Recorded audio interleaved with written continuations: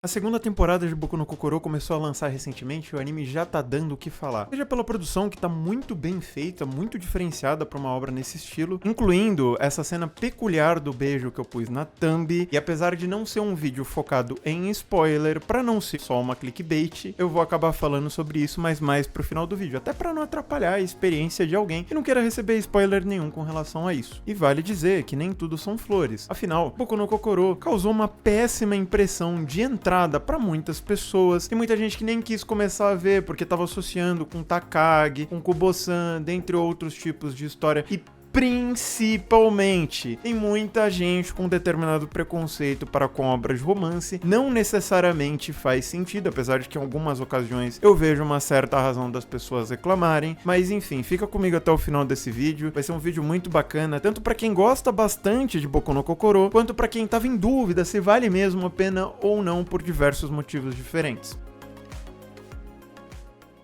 A história começa com uma espécie de monólogo do protagonista. Um menino mais isolado, com muita dificuldade de sociabilizar, que tem uma espécie de fascínio, de flerte com assassinatos e coisas mais macabras. Por conta da postura, do comportamento e das coisas que ele costuma ler na sala de aula, muitas pessoas acham ele esquisito, ele tá meio desfalcado ali, ele tem um pouco de ranço da sociedade, especialmente de uma determinada menina que ele julga única e exclusivamente por conta da aparência. No entanto, essa menina, ela tem uma personalidade muito diferente do que o protagonista pensava num primeiro momento. E muito rapidamente, ele acaba percebendo algumas distinções nesse sentido, já que determinados eventos da narrativa levam os dois a se encontrar e eles começam a conviver com um pouco mais de frequência, tanto dentro quanto fora da escola. E a premissa vai se seguindo a partir daí, com esses dois convivendo cada vez mais, se conhecendo cada vez melhor e se afeiçoando gradualmente de maneira muito interessante. Por ser um anime de vida cotidiana, é nítido que a premissa ela não vai ser muito complicada, não tem nada de muito diferente que pode chamar mais a atenção de boa parte das pessoas no primeiro momento. Falando de uma vida cotidiana ali mais tranquila, daquelas que te relaxam um pouco mais, é gostoso de ver a progressão dos personagens. Mesmo esse desenvolvimento sendo um pouco mais lento do que as pessoas muitas vezes gostariam que ele fosse, justamente por conta da idade dos protagonistas e do contexto que eles vivem no Japão. O Japão tem uma cultura muito diferente do que a gente tem no Brasil, do que a gente tá acostumado a ter aqui no Brasil. E aí muita gente pode até estar assustado e falar assim: Vitor, mas essa menina aí não tem 13 anos. E tem. Por incrível que pareça, ela tem. Fizeram propositalmente isso. É usado como um artifício narrativo da história. É usado como elemento narrativo para desenvolver a personagem também. Por conta dessas questões, a aparência dela destoa com o porte que ela tem. A altura dela já causou certas complicações. Geram cenas super engraçadas relacionadas a essa menina, porque tem uma espécie de barreira natural para a maioria das pessoas, porque ela é realmente muito bonita. Mas ela é toda estabanada. Ela tem uma personalidade terrível em vários aspectos. Ela é meio burrinha também. É muito engraçado de ver ela se comportando assim, da perspectiva do protagonista, porque o protagonista começa a prestar mais atenção nela. Então ele pega a menina no flagrante com várias cenas super constrangedoras, algumas meio nojentas e tudo mais. E também, gente, vamos ser sinceros, existem pessoas de 13, 14 anos que são super desenvolvidas mesmo nesse sentido. Eu sei que tem muita gente que tá com esse argumento de é porque é waifu e waifu vende, que não sei o que tem. Até tem esse viés mercadológico por trás, não dá pra dizer que não. Não é um negócio que tá lá de forma forçada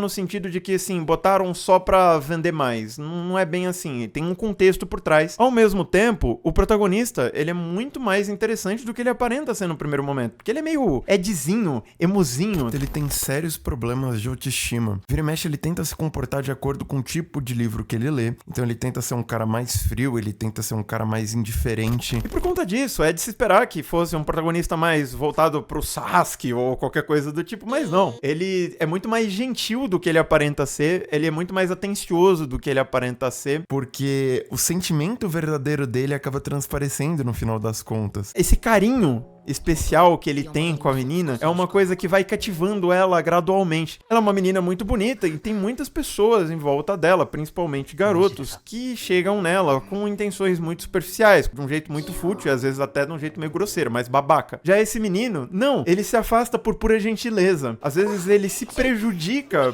pra tentar ajudar ela sem que ela saiba que ele tá ajudando, dentre outras coisas. E bom, fora o desenvolvimento romântico super interessante do casal principal, você ainda tem personagens secundários muito carismáticos que vão sendo apresentados pra gente ao longo da história. Alguns deles não funcionaram tanto pra mim, mas é uma coisa pessoal minha. Pode ser que vocês gostem desse menininho aí, que eu acho insuportável. Ele me lembra muito o Mineta, a versão Boku no Kokoro, eu acho ele realmente insuportável, mas é um alívio cômico que deve ser funcional pra boa parte das pessoas, então ele tá lá por um motivo justo. Você tem as amigas, todas as amigas da Ana, que são incríveis, assim, a personalidade delas são incríveis, elas vão sendo apresentadas pra gente de maneira gradual. Tem a irmã do protagonista, que tá sendo apresentada pra gente aos poucos também, que tem uma personalidade muito legal. Tanto a mãe quanto o pai da Ana são muito interessantes, principalmente o pai dela me tirou boas risadas nesse episódio 3 da segunda temporada. E falando agora da narrativa, Boku no Kokoro desconstrói alguns estigmas que esse tipo de obra acaba tendo. O drama, ele não é aquele drama pesado, ele não é aquela coisa para te chocar. 嫌なことは嫌だって言える人間って言ってたけど違うと思う。だって市川が優しいこと知ってる。ごめんね、なんかめんどくさいね。 Você tem altos e baixos da história, mas não são picos e quedas bruscas, absurdas, aquela coisa grotesca que a gente vê. Não, é mais sutil. Eles têm os traumas deles ali, eles têm as preocupações do dia a dia. São coisas mais ordinárias, por assim dizer, mas é isso que torna a história muito interessante. E o que deixa tudo mais curioso ainda é que a história, ela vai passando muito rapidinho, sabe? Você começa a assistir o episódio e você não sente que o episódio, ele tá passando rápido. Você fica assim, Caramba, já acabou, eu queria ver mais. Gente, que absurdo. não sou só eu que penso assim, mas enfim, somando isso tudo que eu falei de narrativa, desenvolvimento de personagem, caracterização de personagem, dentre outras coisas, você ainda tem uma produção extremamente absurda. A produção, ela foi feita por um estúdio chamado Shin-Ei Animation. Esse estúdio, ele não é um estúdio muito famoso, por assim dizer, mas é um estúdio que, como o C2C, que eu já tinha falado no meu segundo vídeo aqui no canal, tá me chamando muita atenção faz algum tempo, porque eles têm feito coisas consistentemente muito boas ao longo dos anos. Boku no Kokoro é um dos melhores animes que eles produziram até o momento. Então, opening,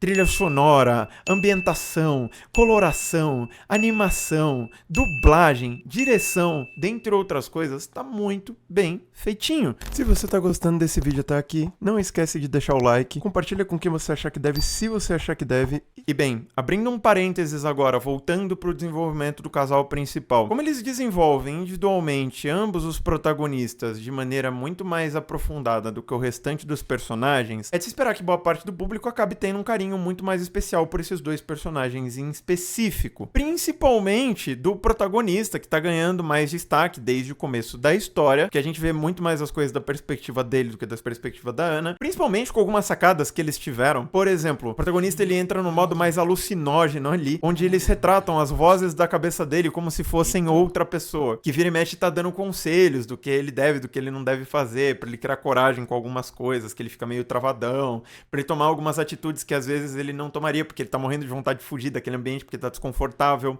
Esse protagonista é bem humanizado de diversas formas. E não é só porque ele tem defeito, não. Defeito por defeito, qualquer personagem seria bom aí. Não, é porque os defeitos e as qualidades dele são bem construídas, e ele tem um desenvolvimento que condiz com essas coisas todas. Tem qualidades que muitas vezes ele nem percebe que ele tem, de fato. Quem acaba percebendo são as pessoas ao redor dele, principalmente a Ana, pra vocês verem que as coisas, elas não acontecem de forma desconexa. Você não sente aquela coisa que as pessoas usam como forçada, entre aspas. É que forçada já virou uma espécie de pejorativo. É muito mal utilizado esse termo. Desconexo é um termo que faz muito sentido. Quer dizer, você tem obras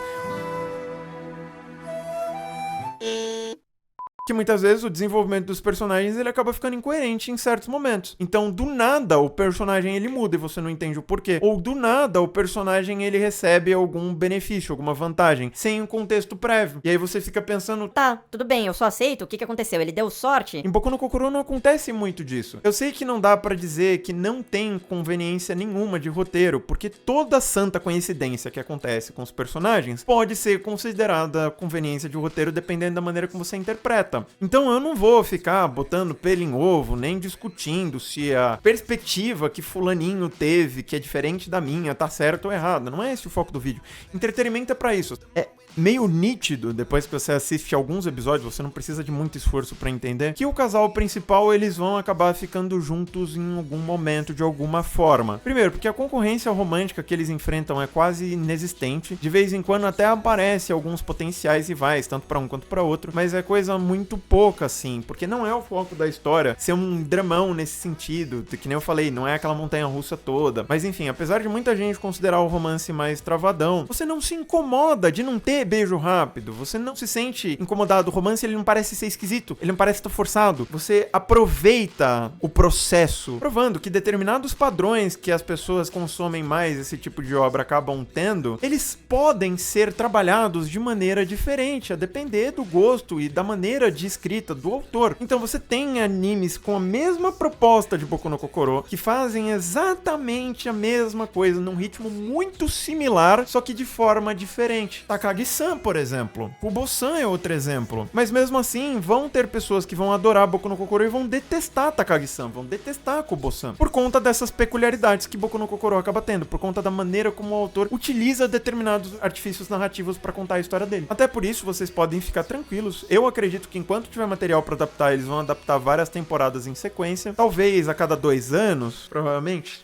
Acho que é um bom tempo pra se dar pra esse estúdio aí fazer uma 3ª temporada, por exemplo. E falando na velocidade que eles vão adaptar o mangá, a cargo de curiosidade, a 1ª temporada, ela adaptou 57 capítulos do mangá, até onde eu pude ver. E pra lá do capítulo 100, as coisas começam a esquentar bastante, até que eventualmente acaba rolando um beijão daqueles que muitas pessoas vão ficar super satisfeitas. E por que que isso é interessante pra quem tá assistindo a 2ª temporada? Por que que eu fiz questão de botar isso na thumbnail? Porque é muito provável que esse beijo acabe acontecendo no final dessa 2ª temporada. Eu duvido que eles percam a chance de terminar o anime com cliffhanger desses. Pra quem não sabe, cliffhanger é um termo que costuma ser utilizado para retratar histórias que acabam de forma mais abrupta ou que acabam com uma reviravolta muito pesada, com uma coisa muito marcante que te deixa com vontade desesperada assim pra ver mais. E beijo nesse tipo de história acaba sendo um dos grandes pontos altos, principalmente quando o romance é muito bem desenvolvido, é constantemente desenvolvido, como no caso de Boku no Kokoro. Mas bem, eu acho que eu já falei bastante sobre Boku no Kokoro, eu espero que vocês tenham gostado desse vídeo de verdade. E se você for novo, caiu de paraquedas nesse vídeo, gostou pra caramba e tudo mais, cogita se inscrever no canal caso você ainda não seja inscrito ou inscrito. Mas é isso, gente, eu vou ficando por aqui e a gente se vê logo logo em breve.